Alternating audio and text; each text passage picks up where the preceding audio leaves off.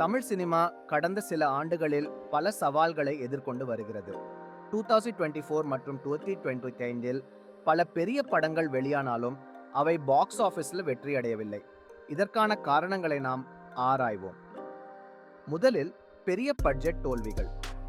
2024இல் வெளியான ஒரு படம் 150 கோடி செலவாகி 20 கோடியே வசூலிக்கவில்லை. இது ஒரு பெரிய சிக்கலாக மாறியுள்ளது. பட்ஜெட் அதிகமாகும் போது எதிர்பார்ப்பும் அதிகமாகிறது. ஆனால் கதை மற்றும் காட்சிகள் தரமற்றதாக இருந்தால் ரசிகர்கள் திரையரங்குக்கு வரமாட்டார்கள். அடுத்ததாக, ரசிகர்களின் விருப்பங்கள் மாறிவிட்டன. இப்போது அவர்கள் புதிய கதை, புதிய காட்சிகள் மற்றும் வித்தியாசமான அனுபவங்களை எதிர்பார்க்கிறார்கள். 2008இல் ஒரு படம் பழைய கதை மற்றும் பழைய நடிப்பில் இருந்ததால் ரசிகர்களை ஈர்க்க முடியவில்லை. OTT மற்றும் களஞ்சியங்கள் தமிழ் சினிமாவின் வளர்ச்சிக்கு ஒரு பெரிய சவாலாக மாறிவிட்டன. மக்கள் வீட்டில் அமர்ந்து நல்ல உள்ளடக்கங்களை பார்க்க விரும்புகிறார்கள். இதனால் திரையரங்கில் செல்லும் எண்ணிக்கை குறைந்துவிட்டது. பைரசி ஒரு மற்றொரு முக்கிய காரணம். 2018இல் ஒரு பெரிய படத்தை வெளியிட்ட பிறகு அது சில மணி நேரங்களில் இணையத்தில் கிடைத்தது.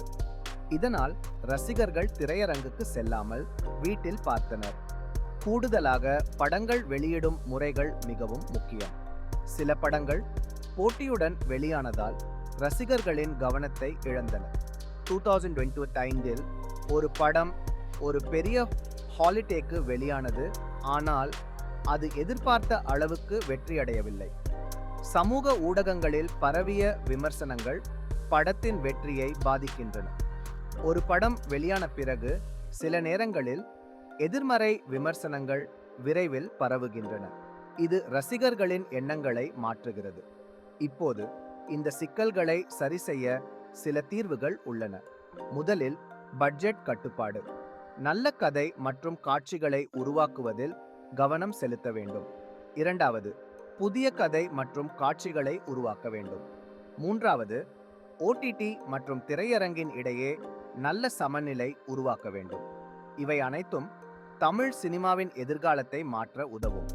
ரசிகர்களின் விருப்பங்களை புரிந்து கொண்டு அவர்களுக்கு சிறந்த அனுபவங்களை வழங்க வேண்டும். தமிழின் சினிமா உலகம் மீண்டும் உயர்வை அடைய வேண்டும்.